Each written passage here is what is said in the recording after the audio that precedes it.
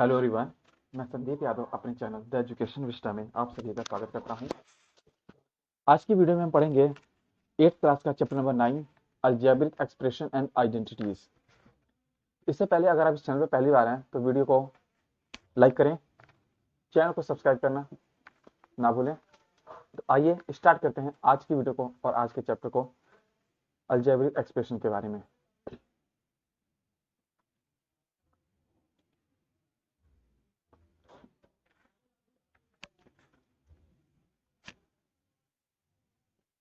Algebraic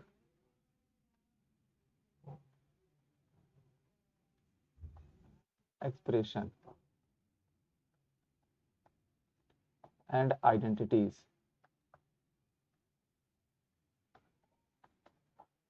okay, Hindi में इसका नाम है बीजीय व्यंजक एंड सर्वसमीकाएं। तो सबसे पहली बात, अगर हमें एक्सप्रेशन को समझना है कि एक्सप्रेशन क्या होता है, ठीक है, तो उससे पहले हमें पता होना चाहिए कि वेरिएबल और कांस्टेंट क्या होता है। तो सबसे पहले हम समझेंगे वेरिएबल के बारे में। वेरिएबल और कांस्टेंट। वेरिएबल को हिंदी में बोलते हैं चर और कांस्टेंट को हिंदी में बोलते हैं अचर। देखिए, वेरिएबल क्या होते हैं? जितने भी अल्फाबेट्स हैं, जैसे ए बी सी डी या फिर एक्स वाई जेड, ये सब क्या है? वेरिएबल्स हैं। और जितने भी नंबर्स हैं, न्यूमेरिक्स हैं, नंबर्स हैं, जैसे 1 2 3 4 एंड सो ऑन, जितने भी और आगे आएंगे, सभी क्या है? कांस्टेंट है। तो देखिए, अब हम बात करेंगे एक्सप्रेशन की कि एक्सप्रेशन कैसे बनती है। एक्सप्रेशन एक्सप्रेशन मतलब व्यंजक। एक्सप्रेशन कैसे बनती है? जब हम वेरिएबल को और कांस्टेंट को मिला देते हैं, मिलाकर लिखते हैं, जोड़कर लिखते हैं, ठीक है, तो उनसे व्यंजक बनता है। अब जोड़कर लिखने का मतलब क्या है कि एक साथ इनको मिक्स किया जाए। मिक्स करने के चार तरीके हैं। मिक्स करने के चार तरीके हैं। पहला तरीका है एडिशन। एडिशन एडिशन मीन्स जोड़। या तो इन दोनों को, एक चर को और एक अचर को जोड़ा जाए किसी तरह। दूसरा तरीका है सब्सट्रैक्शन।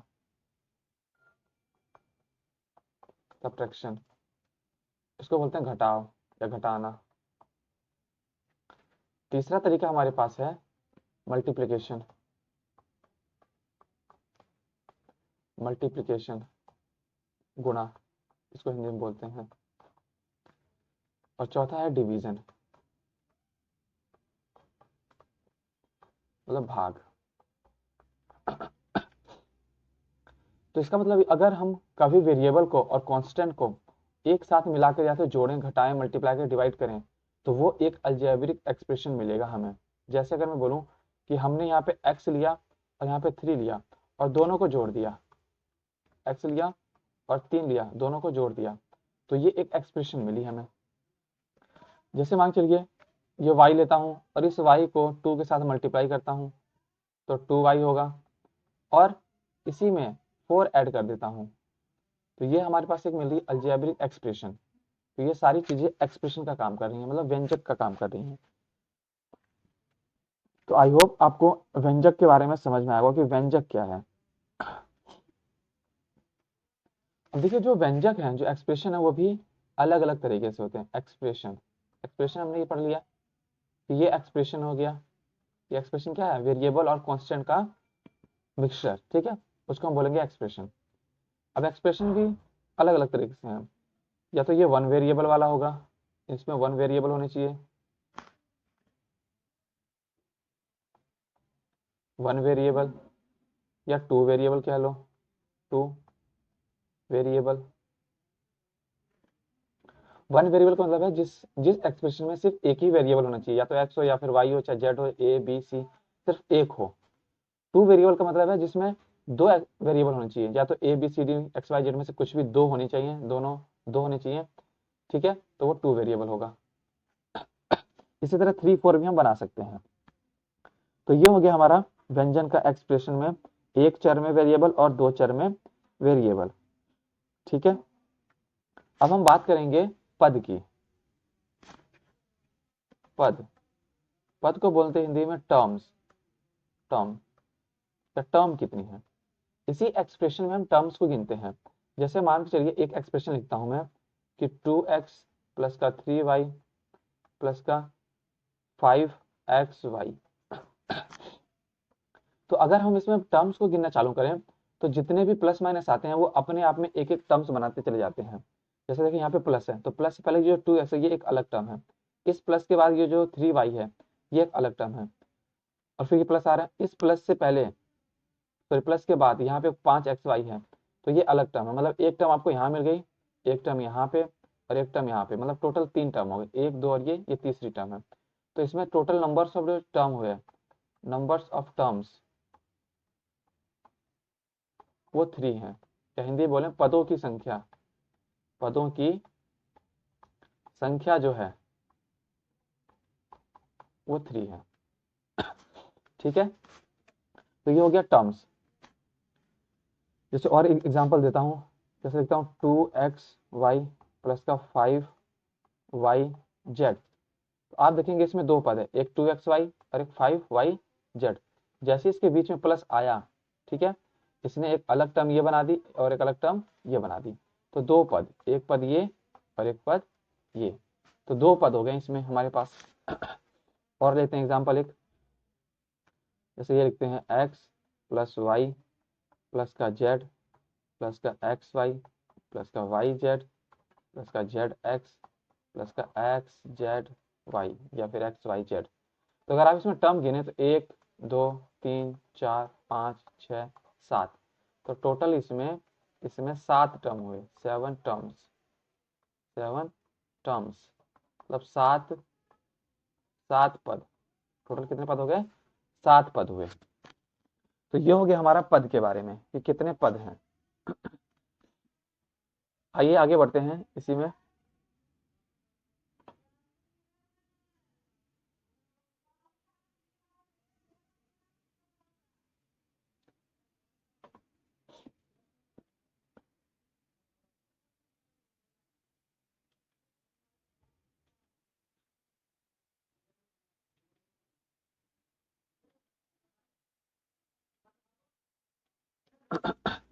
पद हो गया, अब बात करेंगे गुणांक के बारे में। गुणांक, गुणांक क्या होता है, गुणांक को इंग्लिश में बोलते हैं कॉफिशिएंट। कॉफिशिएंट काफी इंपॉर्टेंट है, इसको आप निशान लगा लेंगे, इंपॉर्टेंट है, यहाँ से एक क्वेश्चन आपके पेपर में आने का चांस है 1 नंबर का। गुणांक क्या है, कॉफिशिएंट क्या है। जैसे देखिए कोई भी एक्सप्रेशन हम लिखते हैं, कोई भी व्यंजक लिखते हैं, जैसे लिखूं कि 2xy प्लस का 2x² 6y। अब इसमें से क्वेश्चन में आपसे पूछेगा कि इसका गुणांक बताओ, जिसका पूछेगा उससे बताना है। इसका मतलब क्या है, जैसे क्वेश्चन पूछते हैं कि x² का गुणांक बताओ, x² का गुणांक बताओ, तो x² का गुणांक क्या है। गुणांक का मतलब है कि x² के साथ जो नंबर गुणा हो रहा है, गुणांक का मतलब गुणा हो रहा है, गुणा प्लस अंक। गुणांक का मतलब क्या है, गुणा प्लस अंक। तो मतलब जो भी जिसका पूछेगा, जैसे x² का पूछ रहा है, तो x² के साथ जो भी नंबर गुणा हो रहा होगा वो सारे क्या होंगे, x² के गुणांक होंगे। तो जैसे देखिए यहाँ पे x² है, तो x² के साथ ये 2 गुणा हो रहा है, तो यहाँ पे x² का गुणांक 2 है। जैसे अगर मैं पूछूं कि x का गुणांक बताओ, सिर्फ x का गुणांक, x का गुणांक मतलब कोफिशिएंट ऑफ x, इंग्लिश में भी आप लिखते चलेंगे कोफिशिएंट ऑफ x। तो कोफिशिएंट ऑफ x क्या होता है, तो सबसे पहले ढूंढेंगे कि x कहाँ है, सिर्फ हमें सिर्फ x चाहिए, ना कि x² ना x³ ऐसा कुछ नहीं, सिर्फ x चाहिए। तो आप देखेंगे x सिर्फ आपको यहाँ दिखाई देगा 2xy, तो यहाँ पे x है, तो आपको चेक करना है कि इस xy के साथ क्या गुणा हो रहा है। तो आप देखेंगे इस xy को छोड़कर यहाँ पे एक 2 है और एक y है, इसका मतलब 2y इसका गुणांक हुआ, 2 और y, तो 2y इसका गुणांक हुआ। इसी तरह अगर मैं y का पूछूं कि y का गुणांक बताओ, y का गुणांक बताइए, तो आप पहले ढूंढेंगे y कहाँ पर है, तो आप देखेंगे y यहाँ पर दिख रहा है, तो यहाँ से देखेंगे y के साथ 6 मल्टीप्लाई हो रहा है, तो यहाँ पे 6y का गुणांक है, 6y का गुणांक है, मतलब कोफिशिएंट है, कोफिशिएंट ऑफ y यहाँ ये है, coefficient of y is equal to 6। Okay, I hope आपको समझ में आ रहा होगा। जैसे मान के चलिए कि एक और एग्जांपल देता हूं आपको।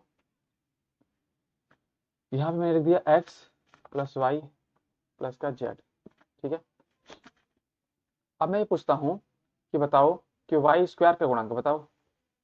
तो आप देखेंगे कि वाई स्क्वायर जो है, वाई स्क्वायर है ही नहीं यहाँ पर, वाई स्क्वायर यहाँ पे है ही नहीं। तो अगर आप ऐसा कोई पूछ ले कि कोई एक्सप्रेशन दे रखा हो, कोई व्यंजक दे रखा हो और उसमें वो नंबर है ही नहीं और उसका गुणांक पूछे, तो हमेशा उसका गुणांक 0 होगा, हमेशा उसका गुणांक 0 होगा। क्योंकि वो संख्या, जैसे मान लीजिए मैं यहाँ पे लिखना चाहता हूँ कि यहाँ पे वाई स्क्वायर है, लेकिन वाई तो है नहीं, तो ये 0 से मल्टीप्लाई होके वाई स्क्वायर 0 हो गया होगा। तो यहाँ पे वाई स्क्वायर का जो गुणांक होगा वो 0 होगा, ठीक है। तो ये हो गया वाई स्क्वायर का गुणांक, coefficient of y square. I hope आपके समझ में आ रहा होगा। आइए आगे बढ़ते हैं। अब बात करेंगे फैक्टर के बारे में। फैक्टर काफी इंपॉर्टेंट टॉपिक है। फैक्टर, फैक्टर हिंदी में बोलते हैं गुणनखंड, गुणनखंड। फैक्टर का मतलब है, जैसे आपने बचपन में या फिर फोर्थ फिफ्थ क्लास या सिक्स क्लास में कभी न कभी आपने एलसीएम निकालना सीखा होगा, एलसीएम निकालना सीखा होगा। जैसे मैं बोलूं कि 296 का एलसीएम निकालो, तो आप लोग क्या करेंगे, पहले तो 296 को यहाँ लिखेंगे, फिर 2 से काटना चालू करेंगे, 2 एकम 2 और 2 चौक 8 और 2 अट्ठे 16, ऐसे काटेंगे, काटते काटते लाएंगे जब तक 1 ना बचे हैं। तो आपने ये सब चीज़ें सीख रखी हैं। तो आपको पता है कि यही जो नंबर होते हैं, जिस जिस नंबर से आप काटते हो वही नंबर इनके फैक्टर होते हैं।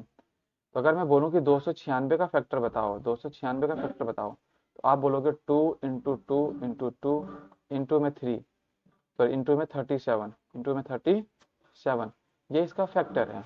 आप यही कुछ बोलेंगे, ऐसा ही कुछ बताएंगे। तो ये हमारे फैक्टर हुए इसके।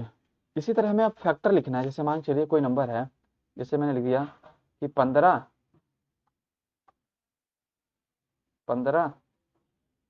एक्स स्क्वायर वाई, इसका मुझे फैक्टर लिखना है। इस नंबर का अगर मुझे फैक्टर लिखना है तो मुझे पता है कि जो अगर 15 को मैं तोड़ूंगा, जो 15 होता है वो 5 गुना 3 होता है या फिर 3 गुना 5 होता है। तो 15 को ले दूंगा 3 इंटू में 5, और आप देखेंगे कि एक्स स्क्वायर है यहाँ पे और ये वाई स्क्वायर है, तो एक्स की पावर 2 है, तो यहाँ पे मल्टीप्लाई में एक्स को 2 बार लिख देंगे, वाई एक बार है तो वाई को एक बार लिख देंगे। ये इसका फैक्टर हो गया। इस तरह में फैक्टर निकालना है। तो आपको सिर्फ इतना करना है कि जो नंबर होगा उसका तुम्हें एलसीएम निकाल के लिख देना कि एलसीएम निकाल के क्या आएगा, कैसे आएगा। और जो वेरिएबल हैं, वेरिएबल में जितनी पावर हैं उस वेरिएबल को मल्टीप्लाई के साइन में उतने टाइम्स लिख देना है, एक बार 2 बार। जैसे एक्स स्क्वायर 2 बार था, 2 बार, वाई स्क्वायर एक बार है तो सिर्फ एक बार लिखिए मल्टीप्लाई रहा के, ठीक है। जैसे एक और बताता हूँ, जैसे मैं लिखता हूँ 6x(y)² z³। तो आप देखेंगे कि यहाँ पे x एक बार है, y की पावर 2 है, z की पावर 3 है और 6 है। तो 6 तो आपको पता होगा कि 2 इंटू 3 होता है 6, इंटू में x एक बार, y की पावर 2 है तो y को 2 बार लिखेंगे, और z की पावर 3 है तो z को 3 बार लिखेंगे। तो ये हमारा हो गया गुणनखंड, मतलब हमने फैक्टर निकाल दिया एक अलजेब्रिक एक्सप्रेशन का, ठीक है। तो आई होप यहाँ तक आपको समझ में आया होगा। आइए आगे बात करते हैं एक पद और द्विपद, मतलब एक पदी और द्विपदी की बात करते हैं।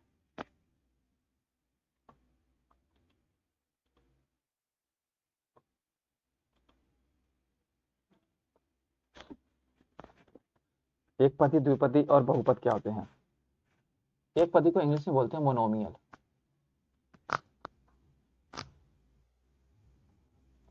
मोनोमियल, मोनोमियल, इसको बोलते हैं एक पदी, एक पदी। देखो अभी मैंने आपको पद के बारे में बताया, टर्म्स के बारे में बताया, है ना, कि टर्म्स क्या होते हैं, जिसमें कितने कैसे टर्म है। तो उन्हीं के अकॉर्डिंग इसका नाम है कि जिसमें केवल एक पद हो, ओनली वन टर्म्स,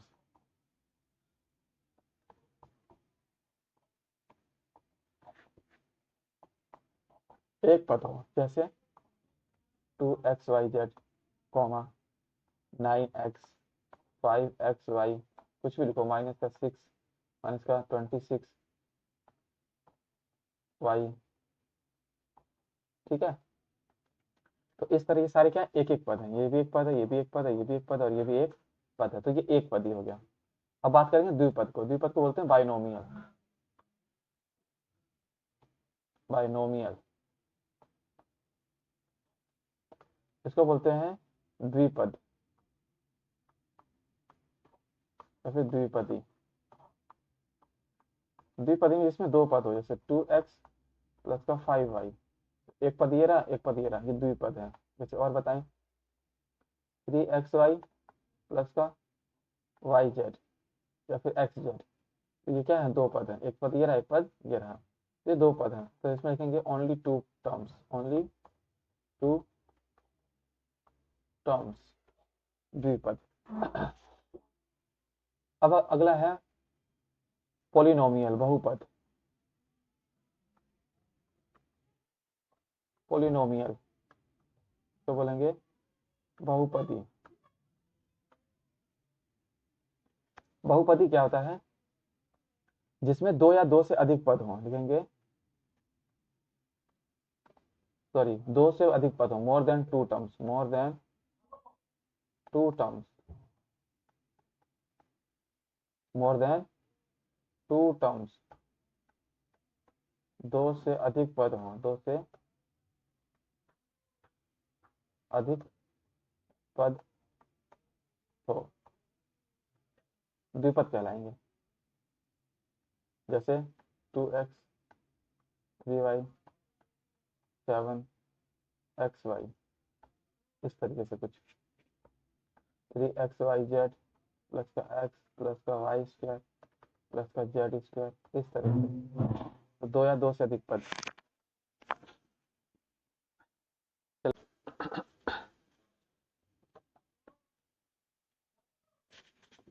अब हम बात करेंगे लाइक और अनलाइक टर्म्स के बारे में। आइए देखते हैं लाइक और अनलाइक टर्म्स क्या होते हैं।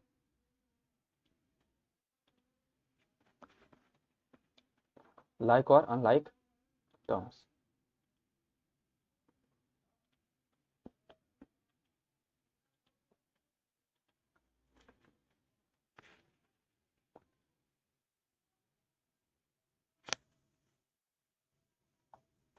Like and unlike terms.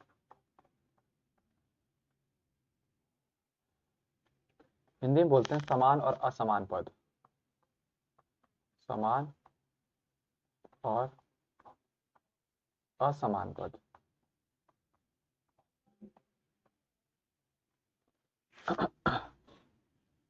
देखिए कुछ एग्जांपल लेते हैं, फिर समझाते हैं कि लाइक और अनलाइक टर्म्स क्या होते हैं। देखिए कुछ एग्जांपल लेते हैं, जैसे मैं लिखता हूँ 2xy 5x square y 3xy square minus का 3xyz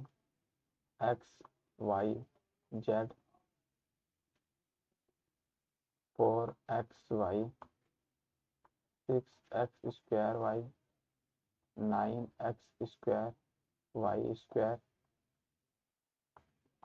7xy स्क्वायर। अब ये देखिए हमने इतनी सारी टर्म्स लिखी हैं, अब हमें इसमें पहचानना है कि कौन से पद लाइक टर्म्स हैं और कौन से अनलाइक टर्म्स हैं, ठीक है।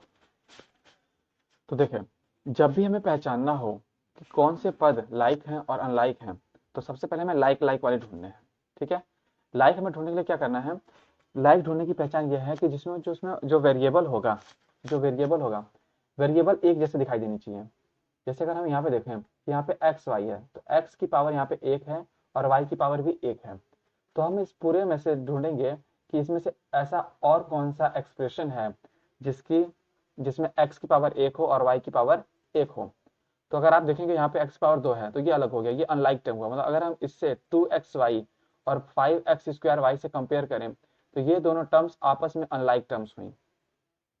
तो अगर जैसे मैं बोलूँ कि ये टर्म्स और ये टर्म आपस में अनलाइक टर्म हुई, इन दोनों को अगर हम कंपेयर करते हैं तो इसी तरह अगर मैं इसको 3xy² से इस चीज को कंपेयर करूं तो ये भी आपस में अनलाइक टर्म होंगी। आगे देखेंगे 3xyz है, तो यहाँ पे देखो z एक्स्ट्रा आ गया, यहाँ पे हमें सिर्फ xy चाहिए। अगर और आगे में बढ़ते हैं तो हमें देखेंगे 9xy, तो आगे आप देखेंगे इसी में कि ये जो है x और y है, तो इसका मतलब है कि ये xy यहाँ पे भी है, xy यहाँ पे भी है। इसका मतलब ये है कि ये जो दोनों टर्म्स हैं ये लाइक टर्म्स हैं, लाइक टर्म्स मतलब समान पद हैं, पद इसमें समान है, समान समान पद। ओके,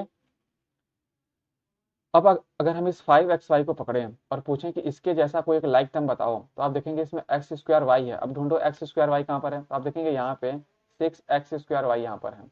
तो ये जो दोनों टर्म्स में लिखते चलते हैं साथ साथ। पहला हमने ये मिलाया कि 2xy और 2xy और 9xy, 9xy, एक ये लाइक टर्म मिला। दूसरा हमें मिला है 5x² और 6x², 5x² और 6x², ये भी एक लाइक टर्म्स है। अगर इस चीज को हम पकड़ते हैं तो हमें देखेंगे कि ये हमें कुछ ऐसा दिख रहा है इस तरीके से। आप देखेंगे 3xy² का जो लाइक टर्म है वो 7xy² है। अगला देखो ये 3-3xy, आपको कहीं पे भी -3xy नहीं दिख रहा होगा, तो ये -3xyz ये अलग है, इसका कोई लाइक टर्म नहीं मिला।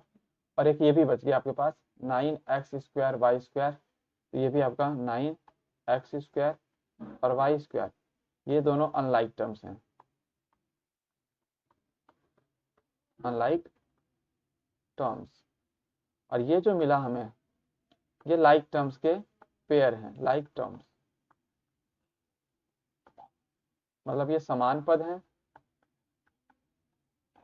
और ये असमान पद हैं।